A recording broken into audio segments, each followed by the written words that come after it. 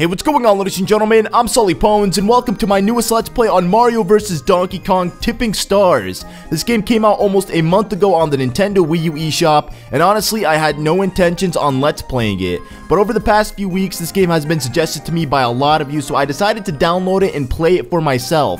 It turns out this game is really awesome and fun. As a lot of you already know, my good friend Kobe and I are doing a Let's Play on New Super Mario Bros. 2, and the uploads for those videos are actually alternating between both of our channels. So on the days where I don't have an upload on my channel and the uploads are strictly on Kobe's channel, instead of just watching that video, you can also watch this LP as they'll go up every other day on the days where New Super Mario Bros. 2 isn't being uploaded onto my channel, if that makes any sense. Now before we begin, I'll be giving away 3 Nintendo eShop gift cards to 3 subscribers of mine. All you need to do is leave a like and comment on this video, and at the end of this LP, I'll pick 3 of you guys and send them the $20 redeemable download code, so that way you can download this game and play it too. Anyways guys, thank you all so much for the support, and without any further ado, let's go ahead and begin.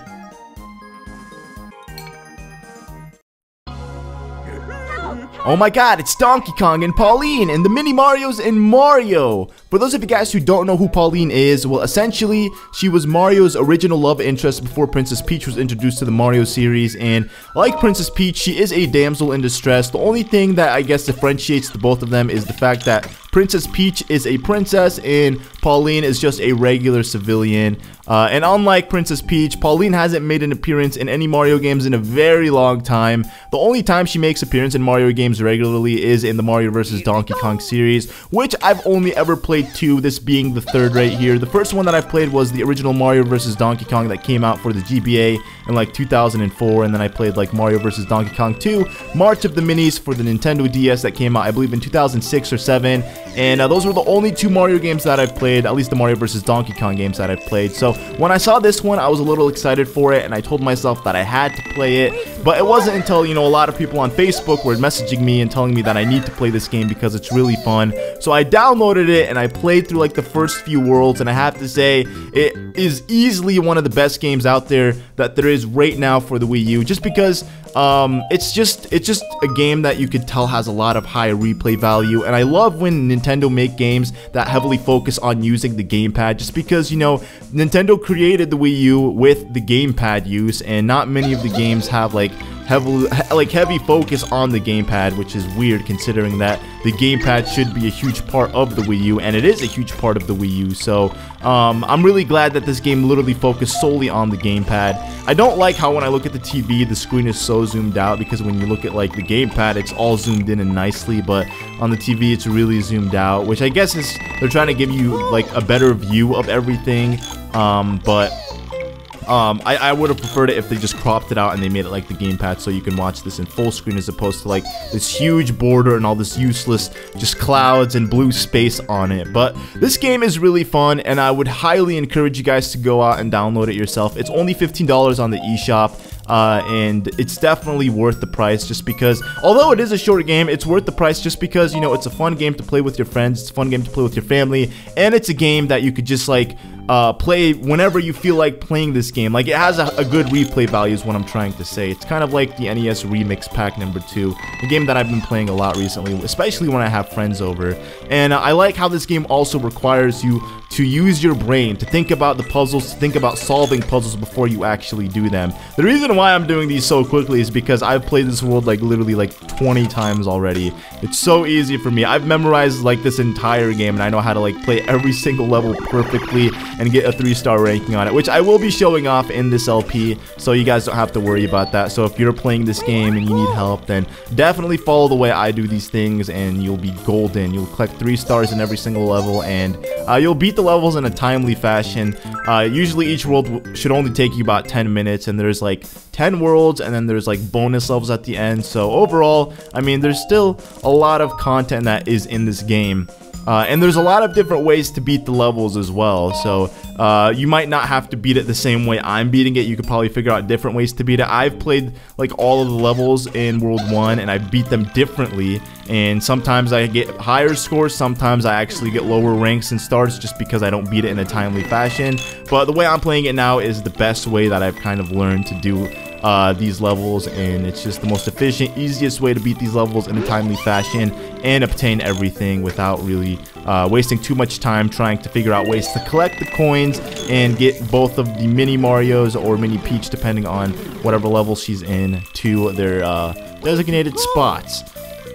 But this one, you just get rid of this. You don't actually have to get rid of those things. I don't even know what they're called. They're called gears or something like that. I really don't even know what they're called, honestly. But those things that you drag out and it creates like the bridge that allows you to walk from one area to the other, like allows you to cross from one place to the other.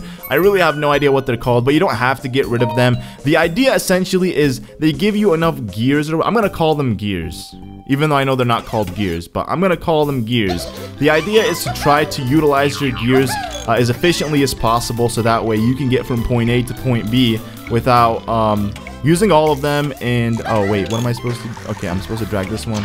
Yeah, I'm supposed to. Oh snap! Oh, I gotta get rid of that one. See, that's what I'm talking about. You have to get rid of them. Like, they only give you a set amount, so you have to get rid of some and use others at the same time, if that makes any sense. So now that I got this coin. Actually, wait, what am I doing? I need to keep this one up here. We're just gonna let Peach bounce for a little bit, get rid of this one, and make the bridge over there, and then that should allow Peach and Mario to cross, and then we'll get rid of that one, and then put this one here, because we only have 4 more left. So, granted, we can make another space of 4, but besides that, we wouldn't be able to. I mean, we're just stuck where we're at right now. But it's a really fun game. Like, seriously, guys, try it for yourself. If you don't want to try it and you just are content with watching this, then that's also fine. You know, you don't have to play it. I personally enjoy watching videos like this, especially like people who do games like this perfectly is usually the best kind of videos to watch. Now, taking a look at my TV, you can actually see the full thing on my screen, but on the gamepad, you can only see the parts where it's highlighted at. So, everything is much bigger and more zoomed in, and it gives me a lot more, I guess, room to be able to think things through. And this one was a hard level at first. I remember I did this like in so many different ways, and every time I'd always end up with like a 2-star ranking or a 1-star ranking, just because of the amount of time I would waste to try to do these. But I actually ended up figuring out a way to do this perfectly and get both Peach and Mario to the end in a timely fashion while collecting every single one of the coins. And this is how you do it, exactly the way I just did it now. Very easy. Like I said, there are so many different solutions to go about beating this and collecting all the coins, but it's just, there's 1 or 2 solutions maybe that you have to follow in order to actually collect everything and beat the level in a timely fashion in order to obtain that 3-star ranking at the end, which is really cool. So we got a gold trophy once again, and I believe there's only like 2 more levels left. There's world 1-7 and 1-8. Rolling Hills is hands down one of the best worlds in this game. I mean, all the worlds in this game are beautiful. I love the way the game looks, but Rolling Hills is one of my favorite worlds just because I love the music in this world, and just everything about it looks so cool. It's just so retro. It just brings me back to the good old days of Nintendo, and where like I used to be like I'm still a huge Nintendo fanboy, don't get me wrong, but just this brings back so much nostalgia from when I was a kid. Just listening to the music and playing these levels reminds me of like when technology wasn't advanced to the point where like I was always on the internet. It was just like, you know, I had my DS and my Game Boy Advance SP, and I used to play games all the time. It was awesome, man. I wish I could go back to those days, being a kid and not having anything to worry about. Those were definitely the good old days for me. But as you can see, I did it. I've made both of the mini Marios go to the door in a timely fashion with the key.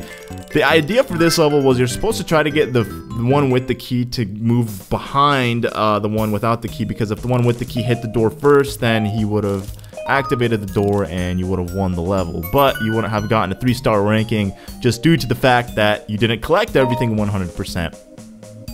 And moving on to the final level of Rolling Hills 1-8. This one is the trickiest one, but it's also a very easy level if you know exactly what to do.